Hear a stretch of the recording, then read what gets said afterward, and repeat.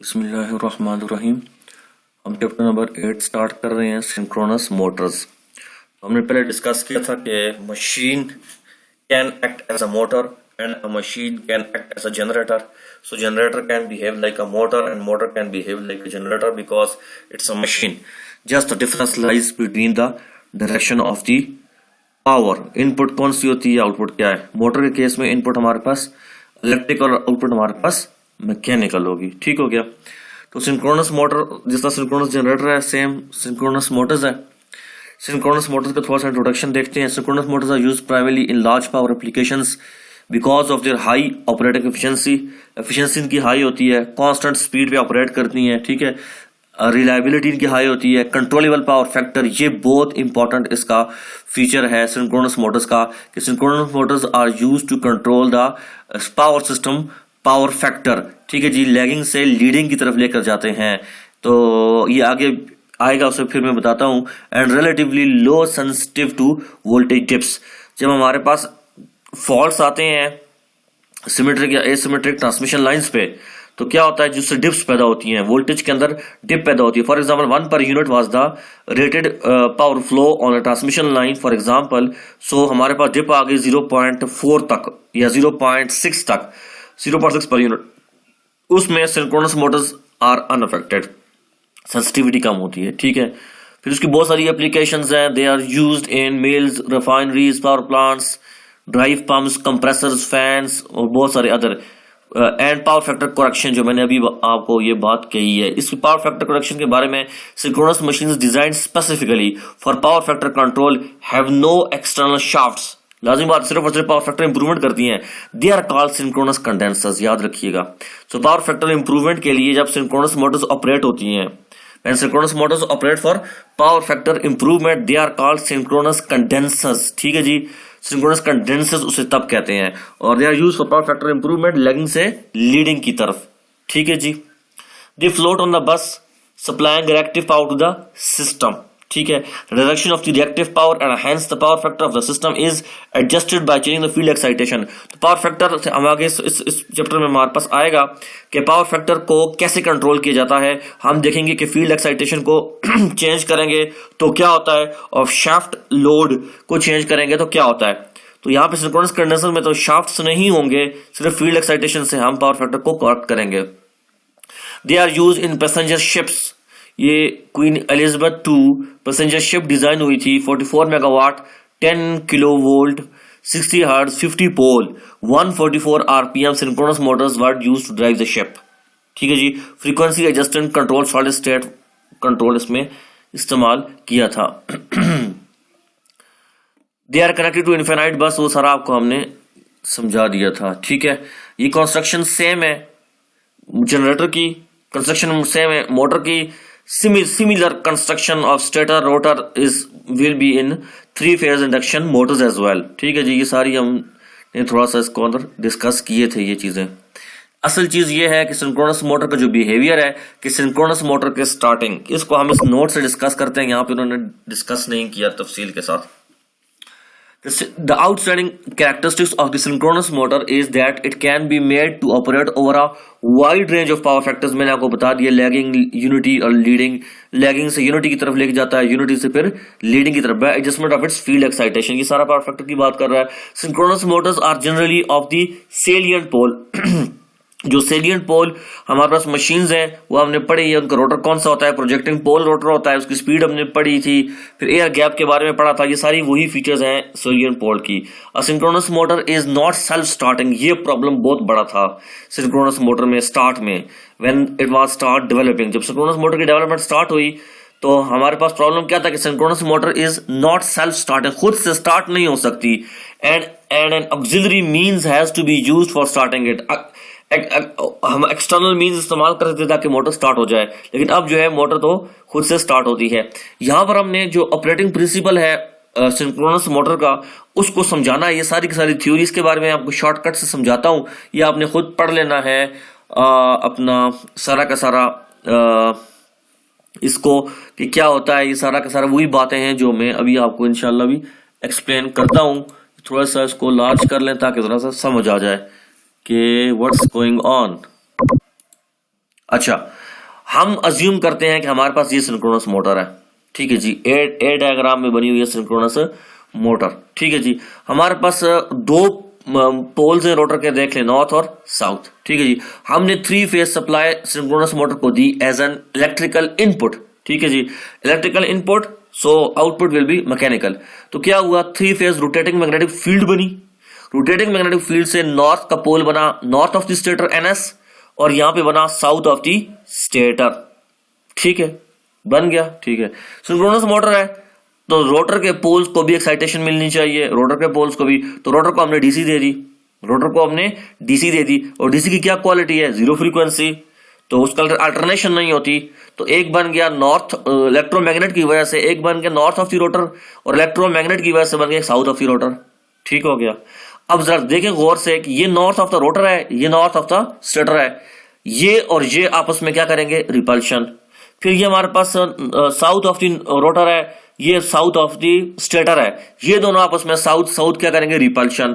तो जब रिपल्शन करेंगे तो ये एक तरफ जरा सा टिल्ट हो जाएगा, इसका ये अवे जाने की कोशिश करेगा, ये आप एरो देख रहे हैं, तो ये हमारा रोटर इस तरफ जाने की कोशिश करेगा कि यार रिपल्शन हो रही है, फोर्स इस तरफ से आ रही है स्टेटर की तरफ से, तो मैं इस तरफ जाऊं, तो ये इस तरफ जाएगा, यहां से ये ऊपर की तरफ जाएगा, तो अब ये रिपल्शन हो गई। अब यहां पर तो डीसी दी हुई थी, यहां पर क्या दी हुई है, यहां पे अल्टरनेटिंग सोर्स दी हुई है, एसी दी हुई है। तो एसी का फीचर क्या है कि after half a cycle polarity reverse होती है एसी की, after half a cycle polarity reverse होती है, डायरेक्शन रिवर्स होती है। अब ये तो एक साइकिल में तो ये कहानी हो गई। हाफ अ साइकिल जब गुजर गया तो हाफ अ साइकिल में क्या हुआ कि जो नॉर्थ ऑफ दी यहाँ पे स्टेटर था वो हाफ अ साइकिल में रिवर्स हुई, पोलैरिटी तो यहाँ पे चला गया, नॉर्थ ऑफ द स्टेटर यहाँ पे चला गया, डायरेक्शन रिवर्स हो गई, और जो साउथ ऑफ द स्टेटर था उसकी रिवर्स हुआ हाफ अ साइकिल में, तो वो बन गया साउथ ऑफ द स्टेटर, ठीक हो गया। अब पोल्स रिवर्स हो गए, स्टेटर के पोल्स स्टेटर के रिवर्स हो गए, रोटर के पोल्स रिवर्स नहीं हुए क्योंकि डीसी है, ठीक हो गया। अब ये जो नॉर्थ ऑफ द रोटर था पहले, अब इसने देखा कि यहां पे साउथ ऑफ द स्टेटर है, ठीक है, तो नॉर्थ ऑफ द स्टेटर और south of the stator, sorry, north of the rotor और साउथ ऑफ द स्टेटर आपस में अट्रैक्शन हुई, ठीक है। फिर इसी तरह साउथ ऑफ द रोटर ने अट्रैक्शन शो की नॉर्थ ऑफ द रोटर को, तो आप देखें पहले क्या थी यहाँ पे, रिपल्शन, अब क्या थी, अट्रैक्शन। तो रिपल्शन में इसकी मूवमेंट काउंटर क्लॉकवाइज की तरफ जाने की कोशिश कर रही थी, देख लें आप, और यहां पर जो थी इसकी तरफ अट्रैक्शन हुई तो ये क्लॉकवाइज जाने की कोशिश कर रहा है। अब अफेक्ट क्या हुआ, फिर हाफ साइकिल आएगा, फिर ये बनेगा, तो ये नीचे इस तरफ काउंटर की तरफ जाएगा, लेफ्ट की तरफ जाएगा, ये फिर राइट की तरफ जाएगा आफ्टर हाफ साइकिल, तो कभी लेफ्ट कभी राइट, कभी लेफ्ट कभी राइट। ये क्या प्रॉब्लम हो रहा है, ये प्रॉब्लम ये हो रहा है कि synchronous motor is unable to start नहीं हो रही, and synchronous motor is unable to experience a unidirectional torque। कभी टॉर्क इधर लगती है तो यहां पे टिल्ट होता है रोटर का, कभी टॉर्क इधर लगती है तो टिल्ट यहां पर होता है, तो rotor is unable to start, the machine is unable to start, ये प्रॉब्लम आ रहा है। फिर हाफ अ साइकिल आएगा, फिर यही होगा, फिर हाफ अ साइकिल यही होगा, ये प्रॉब्लम एग्जिस्ट कर रहा था in the start of the development of the synchronous motors. The synchronous motor is unable to have a unidirectional torque, ठीक हो गया जी। अब how to get a continuous unidirectional torque, ठीक है जी, ये कैसे करेंगे, ठीक है जी। इसके लिए हम इस डायग्राम को फिर देखते हैं, इस व्यू के साथ जरा क्लियर हो जाएगा, हमें ये समझाना है आपको, ठीक है जी। अब हमने क्या किया, यूनिडायरेक्शनल टॉर्क के लिए हमने क्या किया कि 3 फेज सप्लाई दी रोटर को, क्या दी, रोटर को 3 फेज सप्लाई, जरा तवज्जो के साथ सुने, रोटर को 3 फेज सप्लाई दी, ठीक है जी। 3 फेज सप्लाई देने से रोटेटिंग मैग्नेटिक फील्ड पैदा हुई, रोटेटिंग मैग्नेटिक फील्ड से स्टेटर के 2 पोल्स बने, नॉर्थ और ये साउथ, ठीक है जी, नॉर्थ और साउथ। फिर उसके साथ हमने क्या किया, ये रोटर है, हमें पता था कि इस रोटर की जो पोल्स हैं वो 2 हैं स्टेटर के, NS equal to 120 F/P, frequency 60 है, P2 है, तो हमें पता था कि इसकी स्पीड कितनी होगी, वो हमने कैलकुलेट की। फॉर एग्जांपल इसकी स्पीड निकल आई 3600 फॉर एग्जाम्पल, या अगर सेलियंट पोल डिस्कस कर रहे हैं तो सेलियंट में हमारे पास कितनी स्पीड होती है, 120 टू 500 या 600 आरपीएम, तो अज्यूम करते हैं इसकी 500 आरपीएम स्पीड थी, तो 500 आरपीएम तक स्टेट रोटेटिंग मैग्नेटिक फील्ड है।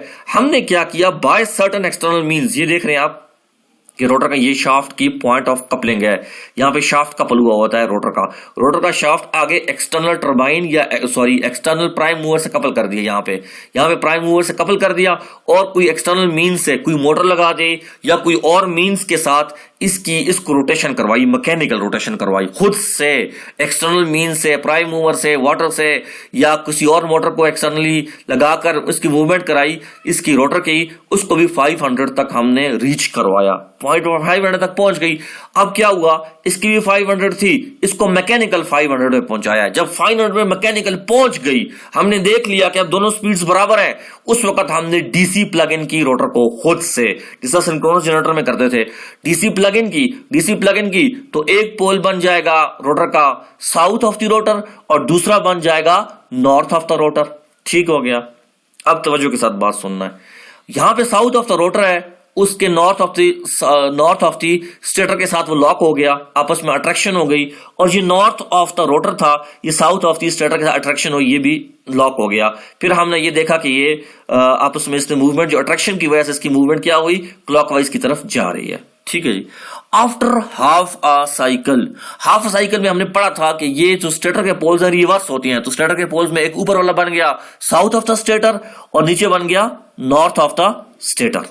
ठीक हो गया। फिर हमने अब देखा रोटर पे क्या फर्क पड़ता है, रोटर पे हमने देखा कि जो साउथ ऑफ द रोटर था वो चला गया, साउथ ऑफ द रोटर था वो ऊपर, वो बन गया north of the rotor after half a cycle, क्योंकि अट्रैक्शन जब हुई तो ये इसके साथ अट्रैक्शन हुई। ठीक है जी।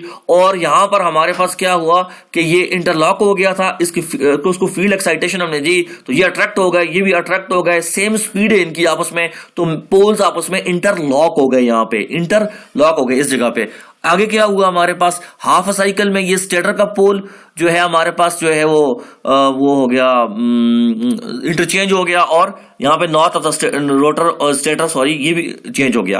Rotor was moving at 500 RPM mechanically, so इसके भी पोल्स उसी स्पीड पे चेंज हुए, इसके पोल्स भी चेंज हुए मैकेनिकली। तो यहां पर जो साउथ ऑफ द रोटर था ये बन गया नॉर्थ ऑफ द रोटर, और यहां पे था नॉर्थ ऑफ द रोटर, ये बन गया साउथ ऑफ द रोटर। तो इस नॉर्थ ने फिर साउथ के साथ अट्रैक्शन की, इसने फिर अट्रैक्शन की, और फिर इसने मूवमेंट शो की क्लॉकवाइज, फिर अट्रैक्शन हुई आपस में इधर से क्लॉकवाइज, फिर हाफ साइकिल में फिर क्लॉकवाइज, फिर हाफ साइकिल क्लॉकवाइज में।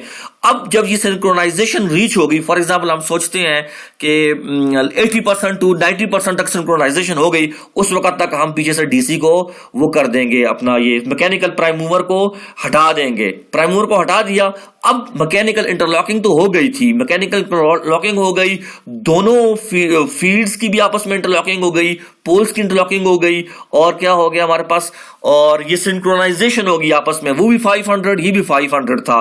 तो इसके इंटरलॉकिंग की वजह से, सिंक्रोनाइजेशन की वजह से, ये motor without external prime mover shaft और या एक्सटर्नल फोर्स, ये रोटर जो है इसके साथ इंटरलॉकिंग की वजह से 500 आरपीएम पे कॉन्टिन्यूसली जो है वो यूनिडायरेक्शनल टॉर्क की वजह से मूव करता रहेगा। और जब जितना लोड इसको अप्लाई करेंगे, उस लोड की जो डिफाइंड लिमिट्स हैं उसको ये बियर भी करेगा, उसको ये मैनेज भी करेगा।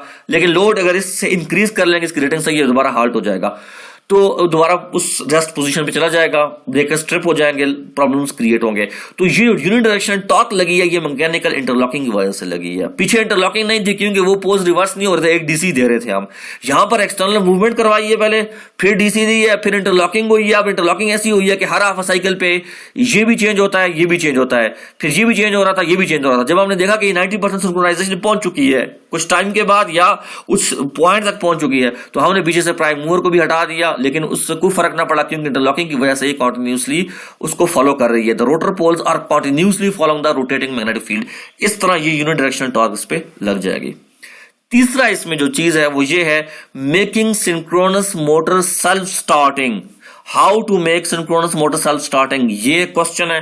यानी कि अब हमें बजाय प्राइम मूवर न लगाना पड़े, डायरेक्टली मोटर जो है वो स्टार्ट हो जाए, ये कैसे होगा, ये क्वेश्चन है।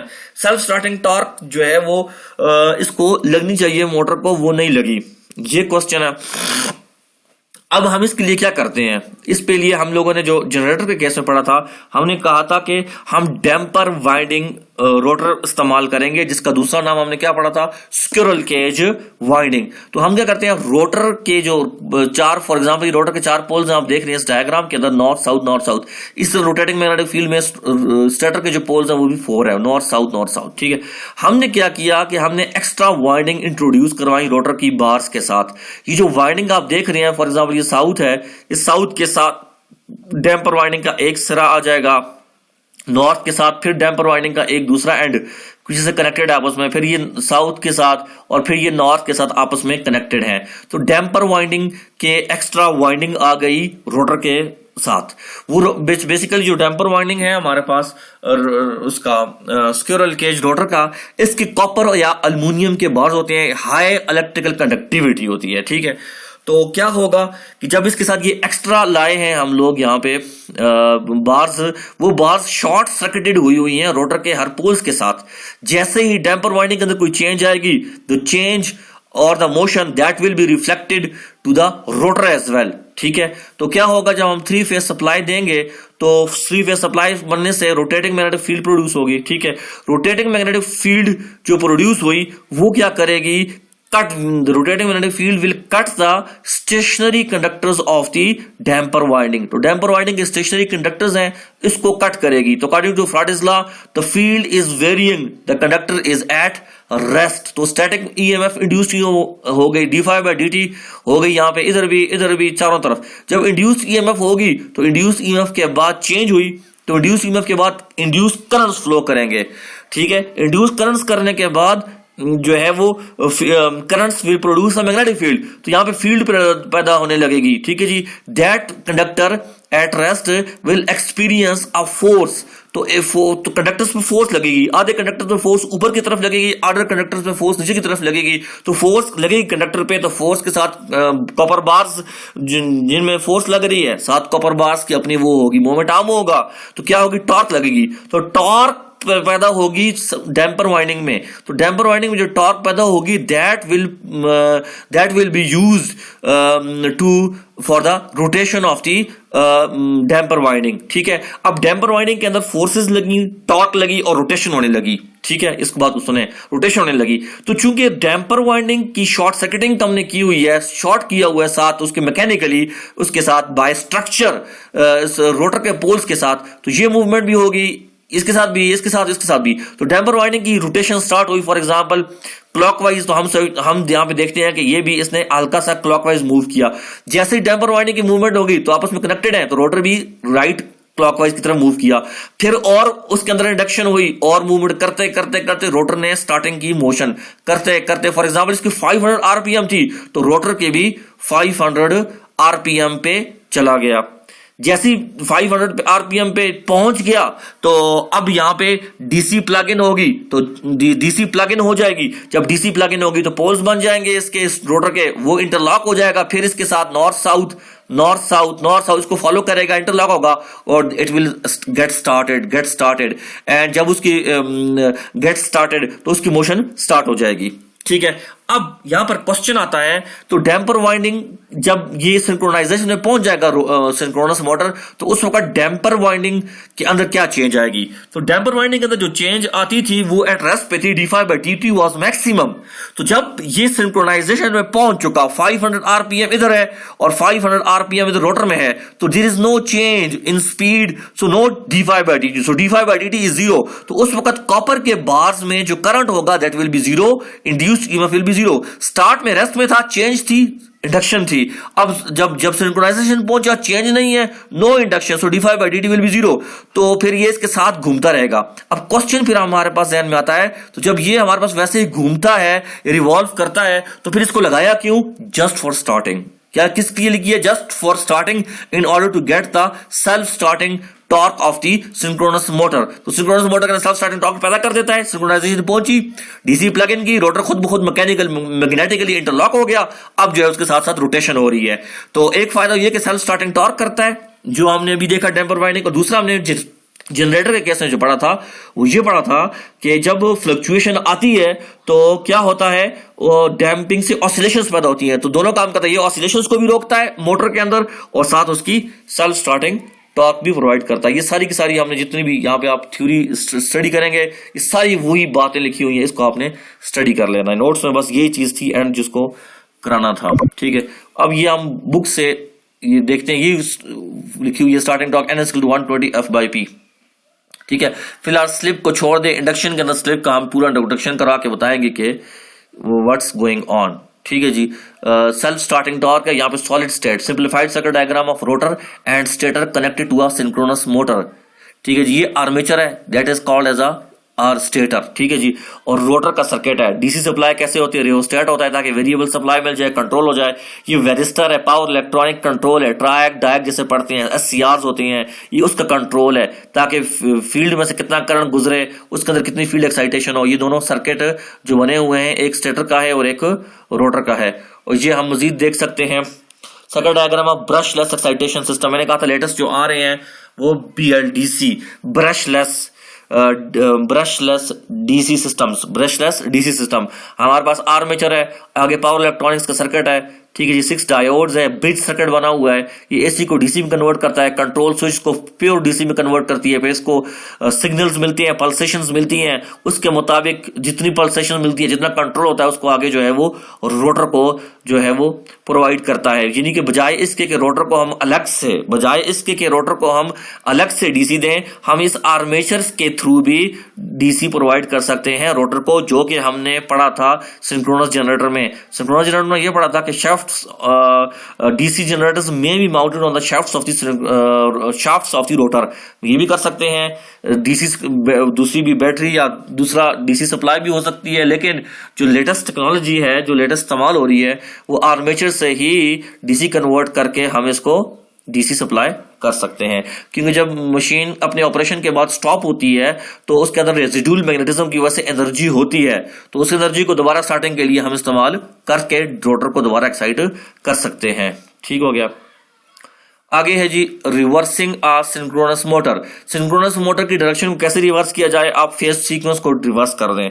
Reversing the current to the field winding will not affect the direction of the rotation. यहाँ पे हमारे पास जो फेज सीक्वेंस को रिवर्स करेंगे, to reverse the direction of the 3 phase synchronous motor, पहले उसको स्टॉप करेंगे। It is necessary to first stop the motor and then reverse the phase sequence of 3 phase.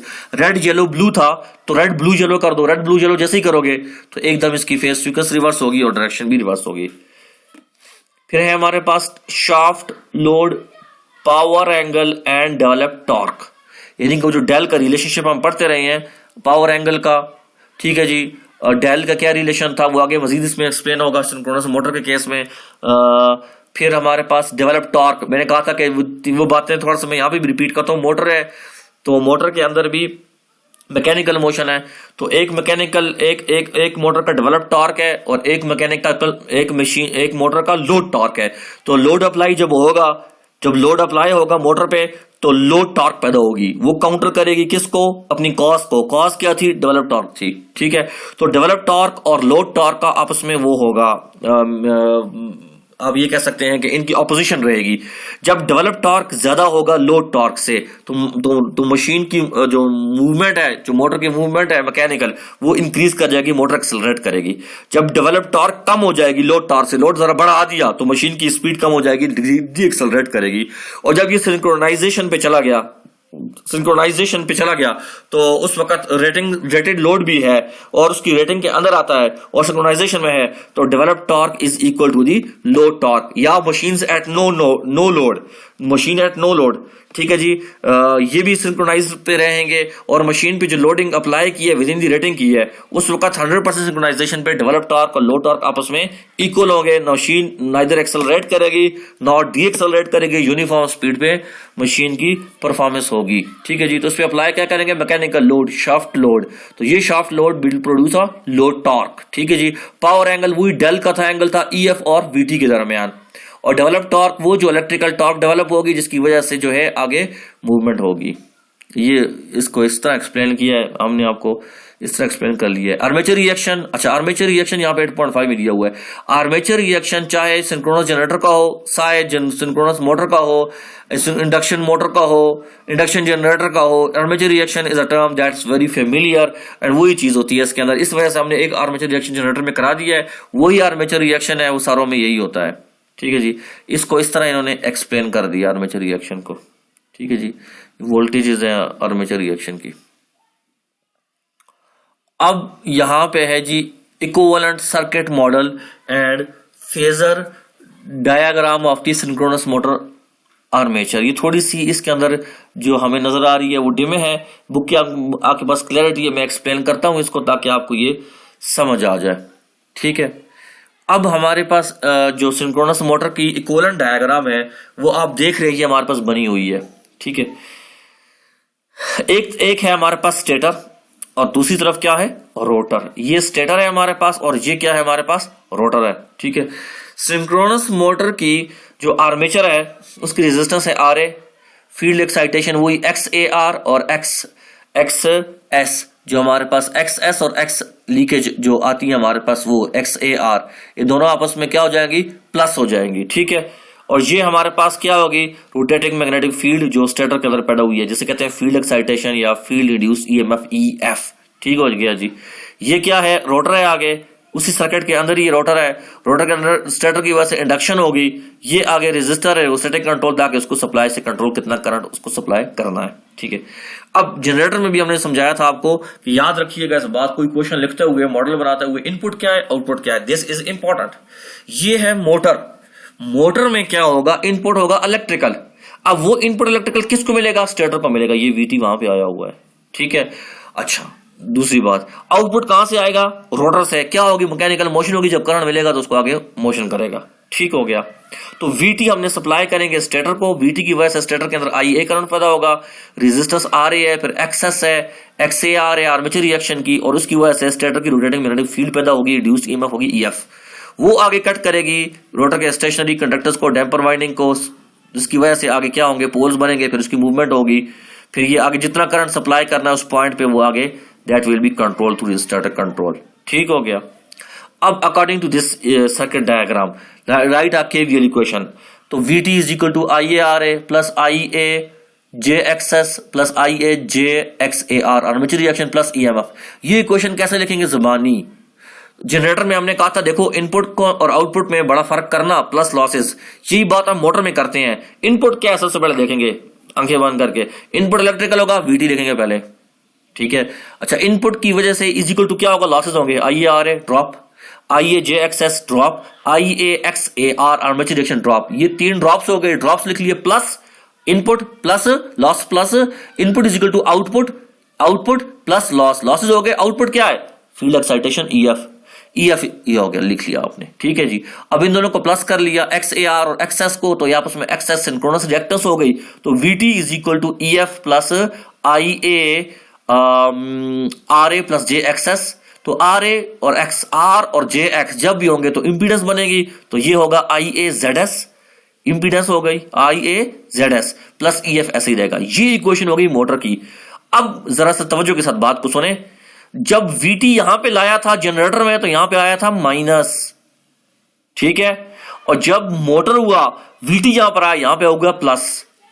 तो इसको याद करने की जरूरत नहीं है, यहां सिर्फ कॉन्सेप्ट बनाएं कि मोटर है, कोई बात नहीं, मोटर में क्या चीज इनपुट होती है, इलेक्ट्रिकल, वीटी लिखो इज इक्वल टू, इनपुट आ गया, आउटपुट क्या होता है, लॉसेस, लॉसेस लिख लिए आर और एक्स के, प्लस क्या होता है लॉस के बाद आउटपुट, तो आउटपुट क्या होता है मोटर में, आउटपुट क्या होगा इसका, मैकेनिकल मोशन से पहले जो उसके अंदर फील्ड पैदा होगी दैट इज आउटपुट ईएफ। यहां से आप निकाल लेंगे सिंक्रोनस मोटर की इक्वेशन, प्लस आ जाएगा। अब सिंबल में गलती नहीं करनी। इसी तरह जनरेटर की इक्वेशन लिखनी है तो इनपुट क्या होगा, जनरेटर को इनपुट क्या मिलता है, ये जरा सोचें इस बात को, मैकेनिकल इनपुट मिलता है जनरेटर को, ठीक है जी, उसकी वजह से क्या होता है, उसमें से रोटर की फील्ड पैदा होती है, ठीक है जी, रोटर की फील्ड पैदा होती है तो वो किसको कट करती है, स्टेशनरी कंडक्टर्स ऑफ दी उसको stationary conductors of the stator को कट करती है, और स्टेटर के अंदर क्या होता है, रोटेटिंग मैग्नेटिक फील्ड पैदा होती है। यहां पर ईएफ आउटपुट है, वहां पर क्या होगा, ईएफ इनपुट हो जाएगी, उल्टा हो जाएगा। याद रखिएगा जनरेटर में ईएफ यहां पर आएगा, वीटी उधर चला जाएगा, ये आपस में ये इनका ये रिवर्सल है, ये रिवर्सल है, डायरेक्शन रिवर्सल है। ईएफ वहां पे इनपुट है जनरेटर में, यहां पर ईएफ क्या है, आउटपुट है मोटर में, ठीक है जी। इस इक्वेशन को देखते हुए सिंक्रोनस मोटर है हमारे पास, सो वीटी इज द सप्लाई, ठीक है जी, ये एज अ रेफरेंस आ गया यहाँ पे क्योंकि ये सप्लाई है। वीटी की वजह से क्या पैदा होता है, रोटेटिंग मैग्नेटिक फील्ड, और उससे पैदा होता है फील्ड एक्साइटेशन। तो ईएफ बाद में पैदा होता है वीटी से, there is a lag angle between VT and EF. वो वीटी और ईएफ का जो एंगल है that is called the power angle. Power angle का को हमने दूसरा नाम क्या दिया था, लोड एंगल। हमने इसे कहा था टॉर्क एंगल भी इसे कहते हैं, बाजों का टॉर्क एंगल भी है, ठीक है जी। Torque angle, del, power angle, इस पे सारी output of the machine rely करती है डेल पे, और डेल के पीछे ईएफ और वीटी का आपस में रिलेशन रिलाई करता है, ठीक है। Synchronous motors are generally operated for lagging power factor. तो lagging power factor जब भी होगा, the current IA will lag VT by an angle of theta I. Theta I power factor angle lagging होता है, तो करंट क्या होगा, lag करेगा VT से बाय एंगल थीटा I, ठीक है। Del is the angle between EF and VT, ठीक है। अब IA ड्रॉप का वेक्टर ले लो, ये वेक्टर बना उसी एक्सिस पे आएगा जिसपे हमारे पास ये आया IAR है। यहां पर भी अगर इसको एक्सटेंड करना चाहते हैं तो उसी एक्सिस पे लेंगे, जैसे हमने IAR यहां पे लिया, ठीक है। IARA बन गया, फिर IAJXS यहां से आगे इसके साथ मीट कर लिया, फिर इनका रिजल्टेंट बना दिया इंपीडेंस के साथ IAZS, ठीक है। बाकी चीजें रिमेन सेम रही। फर्क क्या हुआ, जनरेटर मोटर में EF और VT का रिवर्सल हुआ। मोटर आ गया तो EF क्या होगी, लैग करेगी। जब EF लैग करेगी तो डेल नेगेटिव में जाएगा। डेल नेगेटिव में जाएगा तो समझ जाना कि ये मोटर एक्शन है, और वहां पे डेल ऊपर की तरफ जाएगा तो पॉजिटिव हो जाएगा, तो क्या हो जाएगा, जनरेटर एक्शन हो जाएगा। That's it. बाकी ये सारी बातें वही लिखी हुई हैं। Excitation voltage is equal to torque angle, ये तो इसे आप टॉर्क एंगल भी कहते हैं, इसे लोड एंगल भी कहते हैं, पावर एंगल भी कहते हैं, ठीक है। आगे हमारे पास ये हमने एक इसको देखना है, जो हमने एक बात डिस्कस की थी कि सिंक्रोनस मोटर का power equation, synchronous motor power equation, ठीक है जी। मैग्नेट पावर भी से कहा है, वो पोल्स की वजह से कि वो इलेक्ट्रोमैग्नेट बनते हैं, उससे लॉकिंग इंटरलॉकिंग होती है, इंटरलॉकिंग से होती है, ठीक है जी। देख लें यहाँ पे आउटपुट पावर 3 फेज की क्या लगाया हुआ है, 3 into VT/EF divided by XS sine of del, वही जो हमने जनरेटर में बात की थी। 3 है तो 3 फेज होगा, माइनस क्यों लगाया, मोटर एक्शन की वजह से।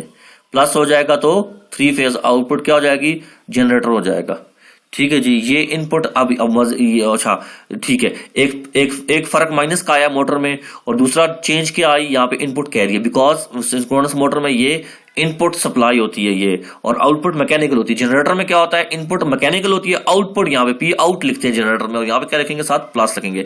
ये डिफरेंस है इसका, ठीक है जी। और ये आप इसकी एक और डायग्राम दूसरी तरीके से अंडरस्टैंड कर लें कि ये ऐसी सप्लाई देते हैं, VT बनती है, VT से आगे जो है वो स्टेटर को जाता है, रोटेटिंग मैग्नेटिक फील्ड, और EF बनती है, उससे आगे फिर वो रोटर को देता है, ठीक है। और ये वही डायग्राम है, इसी को देख के आगे रिलेशनशिप ड्रॉ की हुई है। लैगिंग पावर फैक्टर है, VT और IA में लैगिंग का रिलेशनशिप है, ठीक है जी। थीटा I पैदा होगा, और VT और EF में जो एंगल है del is negative, so that's why it is behaving as a motor, ठीक है जी। यहाँ पे हमने क्या किया, RA को इग्नोर कर दिया। वाई, हमने ये भी कहा था, आपको याद होगा कि since the resistance of the armature is small as compare to XS, so RA can be ignored. तो यहाँ पे हमने RA को इग्नोर कर दिया, और हमने एक वेक्टर ड्रॉ किया, यहाँ से आप देख रही हैं EF से डायरेक्ट जाके VT को उसने वेक्टर मीट किया है IAJXS का, ठीक है जी। ये तो सिंपल हो गया, ये RA इग्नोर हो गया। यहाँ पर ये बात को समझें कि हमने क्या किया, यहाँ पे एक लाइन ड्रॉ की है, खुद से लाइन ड्रॉ की है, VT से लाइन ड्रॉ की है, सीधा नीचे जाके हॉरिजॉन्टल एक्सिस EF पे जाके इसने मीट किया है। VT से लाइन ड्रॉ की है और हॉरिजॉन्टल एक्सिस पे जाके इसने मीट किया है। और ये जो लाइन ड्रॉ हुई है, ठीक है जी, हमने वर्टिकल लाइन ड्रॉ की है, ये अपने इसके साथ IAJXS के वेक्टर के साथ एक एंगल बना रहा है। ये एंगल जो बना रहा है that is called as a power factor angle theta I। ये वही एंगल है जो ये है। इसी एंगल को, या आप कह सकते हैं कि इसी डिग्रीज पे इधर आके हमने वर्टिकल सेगमेंट के साथ रिफ्लेक्शन की है, एंगल सेम बन रहा है थीटा I, ठीक है। तवज्जो के साथ बात सुनो, थीटा I। अगली बात, अब यहां पे ये देखें, एक ट्रायंगल ये बन रहा है, ये देख लें आप, यहां से हमारे पास ये ट्रायंगल बन रहा है, ये आप देख रहे हैं, ठीक है जी। EF का एंगल बन रहा है, डेल के साथ इसकी रिलेशनशिप बन रही है, ठीक है जी, हॉरिजॉन्टली हम कंसिडर करें तो डेल के साथ हमारे पास रिलेशनशिप बन रही है, और दूसरा angle with respect to theta I बन रहा है, with respect to theta I. तो थीटा आई की रिलेशन भी निकल सकती है, cos of theta I sine of theta I, तो आपके पास आ जाएंगे ये रिलेशंस। दूसरा हमारे पास डेल के लिहाज से अगर साइन और कोसाइन में कन्वर्ट करें दूसरी रिलेशन आएगी। ठीक है जी, इनको देखते हुए, इनको इस डायग्राम को गौर से देखते हुए और इसको रिजॉल्व करते हुए हमारे पास क्या निकलेगा नतीजा, कि जो आई A access cos of theta आई जो आएगा, थीटा आई के कोसाइन में जब कन्वर्ट करेंगे, कॉस ऑफ थीटा आई में कन्वर्ट करेंगे, तो I A access cos of theta I is equal to, ये बराबर निकलेगा किसके, minus E F sine of del. ये कैसे, वाई, बिकॉज ये वर्टिकल सेगमेंट है, ये पूरा क्या है हमारे पास वर्टिकल सेगमेंट। हम अज्यूम करते हैं कि इस वर्टिकल सेगमेंट की कोई लेंथ है, क्या है, कोई लेंथ है। अब वो लेंथ कैसे निकलेगी, वो लेंथ ऐसे निकलेगी कि या तो आप थीटा आई को रिजॉल्व करो तो आपके पास इसका खुद ब खुद एक लेंथ निकल आ जाएगी कोसाइन या साइन की फॉर्म में।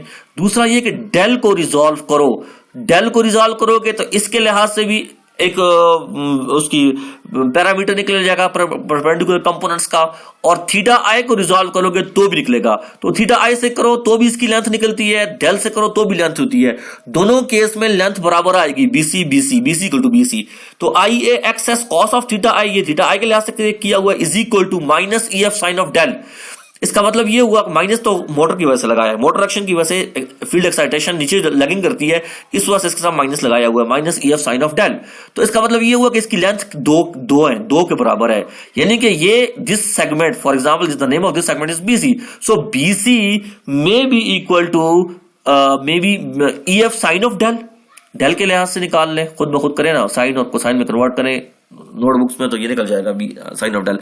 या थीटा आई के लिहाज से करें तो कोसाइन के लिहाज से इसकी लेंथ आ जाएगी आई A access cos of theta I, ये तो ऑपोजिट है, परपेंडिकुलर हो जाएगा, ये हॉरिजॉन्टल आ जाएगा, ये हॉरिजॉन्टल आपको जाएगा।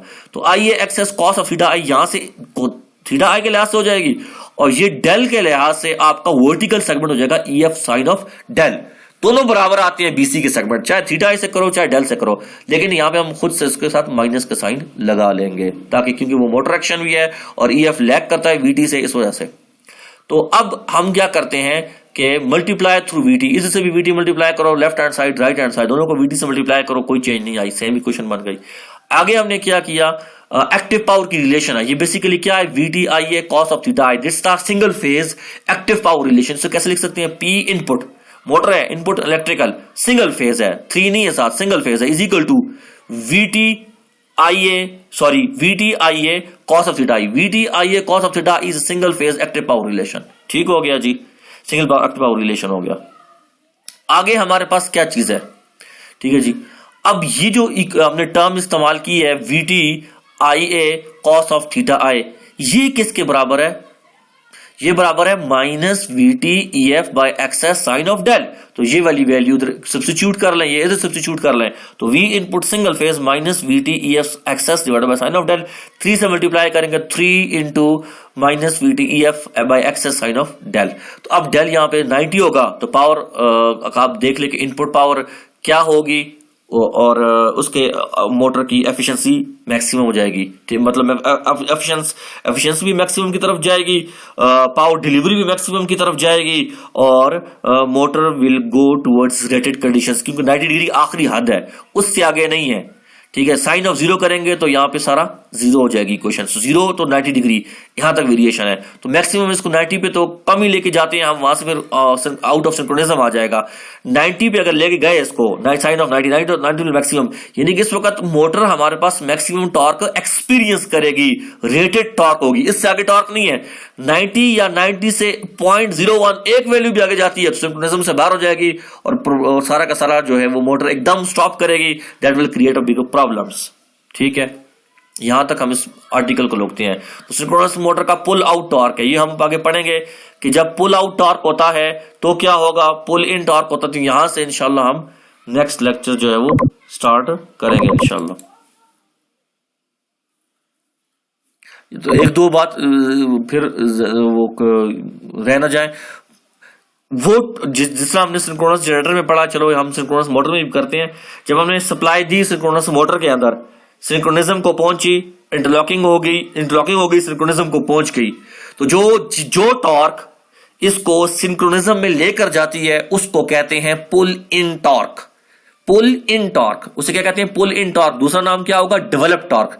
दूसरा नाम क्या होगा? डेवलप टॉर्क या पुल इन टॉर्क। ठीक है, एक बात। दूसरी बात सुने, मैक्सिमम लोड लगाया, मैक्सिमम लोड अप्लाई किया, मैक्सिमम लोड अप्लाई करने के साथ डेवलप टॉर्क जितनी मैक्सिमम होगी उसे कहेंगे breakdown torque. Maximum torque हो गई जब ब्रेक डाउन टॉर्क। दो, तीसरी बात, पुल आउट टॉर्क, यानी कि लोड रेटिंग से एक्सीड कर गया। लोड सिंक्रोनस मोटर में जो आपने मैकेनिकल अप्लाई किया वो उसकी रेटिंग से एक्सीड कर रहा है, यानी कि मोटर जिस लोड के लिए डिफाइन हुई है उससे इंक्रीज कर लिया आपने कुछ वैल्यू और आगे चले गए, तो अब क्या होगा? उस एक्स्ट्रा लोड की वजह से लोड टॉर्क बहुत ज्यादा हो जाएगी डेवलप टॉर्क से, जिसकी वजह डी एक्सेलरेशन स्टार्ट होगी, और डी एक्सेलरेशन से सिंक्रोनिज्म ब्रेक होगी और मशीन जो है वो रेस्ट पर आ जाएगी। वो टॉर्क जो इसको बाहर लेके जाती है सिंक्रोनिज्म से, उसे कहते हैं पुल आउट टॉर्क। ये तीन हमारे पास टॉर्क्स हैं, ये आगे भी हम अभी डिस्कस करेंगे। एक है पुल इन टॉर्क, एक है मैक्सिमम टॉर्क, एक है पुल आउट टॉर्क।